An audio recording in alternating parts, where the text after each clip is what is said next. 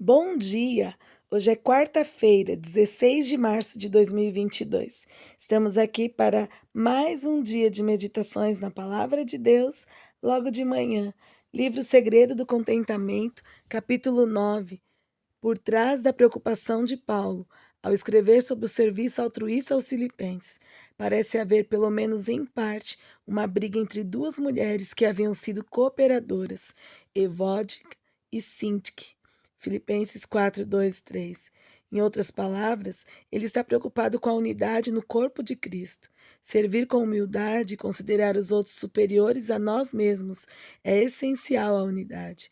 De uma perspectiva bíblica, a paz com Deus, a paz com os outros e consigo mesmo estão relacionadas.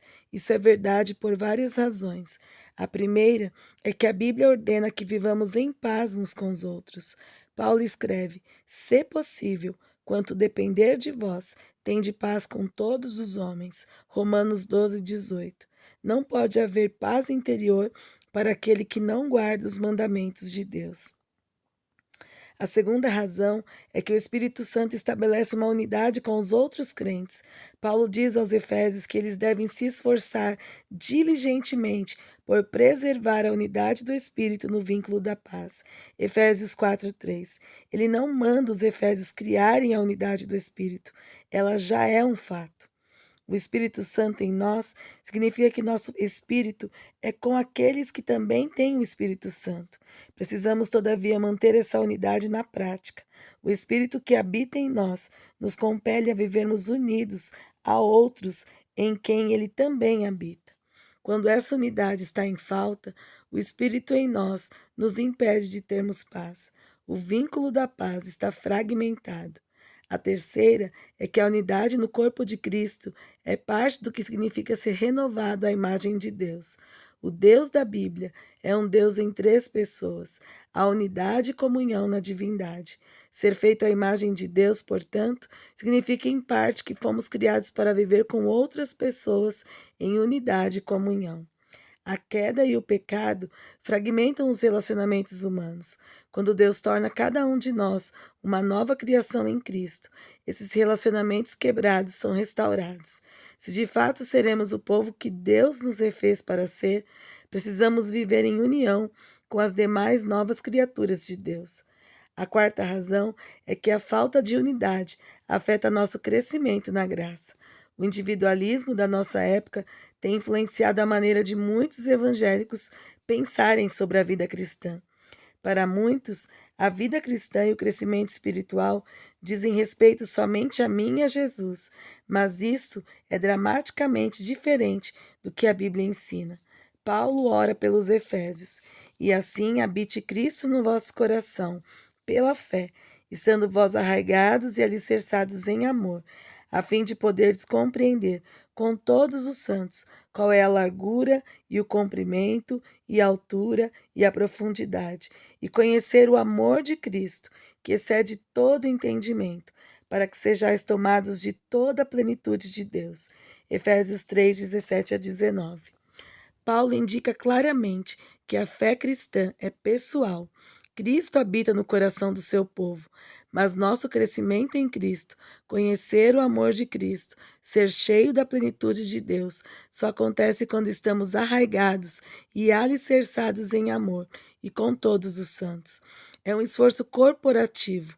Crescemos e assim experimentamos mais e mais a paz de Deus, acessível apenas na unidade e na comunidade do corpo de Cristo. Serviço humilde e unidade no corpo de Cristo andam juntos e são essenciais para uma vida de fé. No Evangelho de João, boa parte do discurso final de Jesus a seus discípulos trata do amor, da união e da comunhão deles com o próprio Cristo e de uns com os outros, no capítulo 13 ao capítulo 17. Ele ora ao Pai para que eles sejam um, assim como nós. João 17, 11. É significativo que esses 5 capítulos das Escrituras, dedicados em grande parte aos ensinos finais de Jesus, começam um relato dele lavando os pés de seus discípulos, sabendo este que o Pai tudo confiara às suas mãos e que ele viera de Deus e voltava para Deus. Levantou-se da ceia, tirou a vestimenta de cima e, tomando uma toalha, cingiu-se com ela. Depois, deitou água na bacia e passou a lavar os pés aos discípulos e a enxugar-los com as toalhas com que estava cingido. João 13, 3-5. Em seguida, ele ensina: Ora, se eu, sendo o Senhor e o Mestre, vos lavei os pés, também vós deveis lavar os pés uns dos outros. Porque eu vos dei o exemplo, para que, como eu vos fiz, façai vós também. Em verdade vos digo que o servo não é maior do que o seu senhor, nem o enviado maior do que aquele que o enviou. Ora, se sabeis essas coisas, bem-aventurados sois se o praticardes. Versículos 14-17. Nesse relato, Jesus demonstra a extensão do seu amor pelos discípulos. Ele também revela sua disposição de servir-lhes, mesmo até a morte. No entanto, o serviço altruísta que Cristo demonstrou a cumprir uma tarefa destinada apenas aos escravos mais inferiores deve também ser um exemplo para seus seguidores. Eles devem servir uns aos outros como Cristo lhes serviu. De fato, todos os que fazem isso são bem-aventurados ou felizes. Gostaria de iniciar essa pequena reflexão desse dia perguntando a você: como estão os seus relacionamentos com as pessoas que você convive dentro da igreja, dentro do seu ambiente, talvez de trabalho, na sua casa, que também podem ter irmãos em Cristo, pessoas pelos quais amam a Jesus e vocês convivem juntos. Como estão os relacionamentos? O que tem produzido do seu coração em relação às pessoas que convivem contigo? Está tudo ok? Vocês têm produzido para a glória de Deus unidade, amor, companheirismo, fidelidade, na certeza de que o Senhor está se agradando daquilo que você tem feito? Esse é um ponto importante que o autor aqui coloca para que a gente entenda como funciona essa questão da, da vida cristã como um todo. Muita gente fala assim: eu criei em Cristo e a vida é minha agora, eu vou viver do jeito que eu quero. E aí, nessa sua vida, você se perde nos relacionamentos porque sempre está detestando alguém, odiando alguém, não gostando de alguém, falando mal de alguém. E às vezes esse alguém faz parte do seu ciclo de igreja que você frequenta, das pessoas que convivem com você, até mesmo dentro da sua casa, e assim você vai se perdendo dentro da sua própria vida por não gostar ou não querer ou não estar associada a pessoas que fazem parte do corpo de Cristo e que você deveria ter talvez uma melhor união. Eu creio que todas nós passamos por situações talvez não tão agradáveis nos nossos relacionamentos, mas o problema não é passar por essas questões, o problema é permanecer nelas sem tratamento.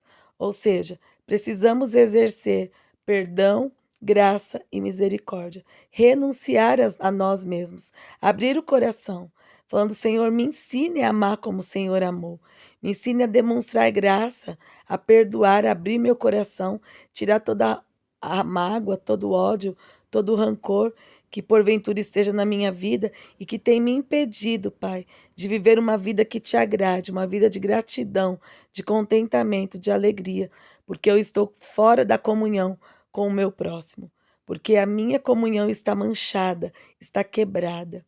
Que o Senhor nos ajude a olharmos melhor para o nosso próximo e a vermos de que nada que o outro faça, ou que eu faça, ou seja, de ruim para as pessoas, permaneça em mim e em você, que nos faça perder a comunhão em Cristo.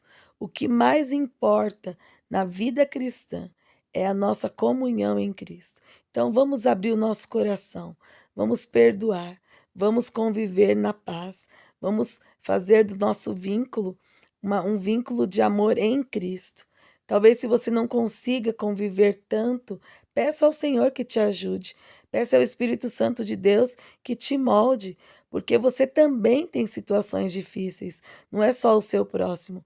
Eu tenho, você tem.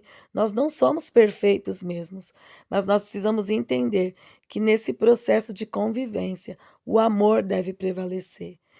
Vamos pedir isso para o Senhor, que haja unidade no nosso meio, que haja amor entre nós, que haja compaixão e graça, para que possamos avançar.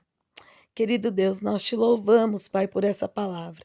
Obrigada, Deus, por essa manhã, porque fomos confrontadas, ó Deus, de que precisamos estar em comunhão com os nossos irmãos, independentemente, Deus, do que haja ou tenha acontecido. Nós temos a certeza de que o Senhor é suficientemente capaz de intervir e, ó Pai, liberar em nós o perdão e o amor por essas pessoas, para que possamos conviver juntas e bem.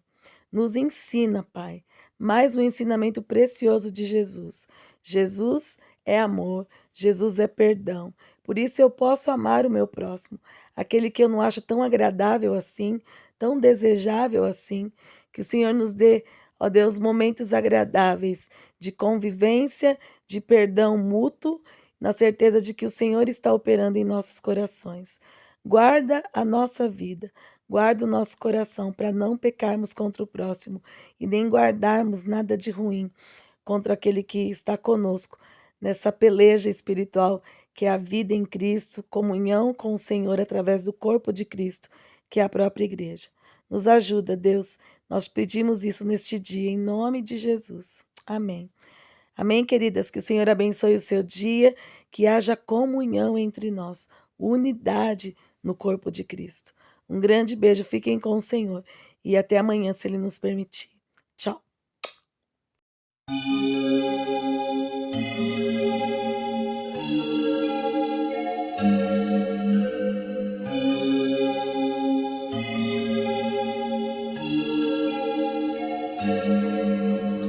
Como é precioso, irmão, estar bem junto a ti e juntos lado a lado andarmos com Jesus e expressarmos o amor que um dia Ele nos deu pelo sangue do Calvário.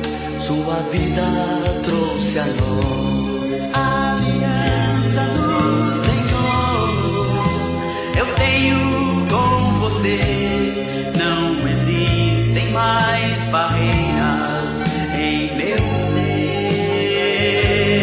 Eu sou livre pra te amar, pra te aceitar e para te pedir, perdoa-me, irmã. Eu sou com você.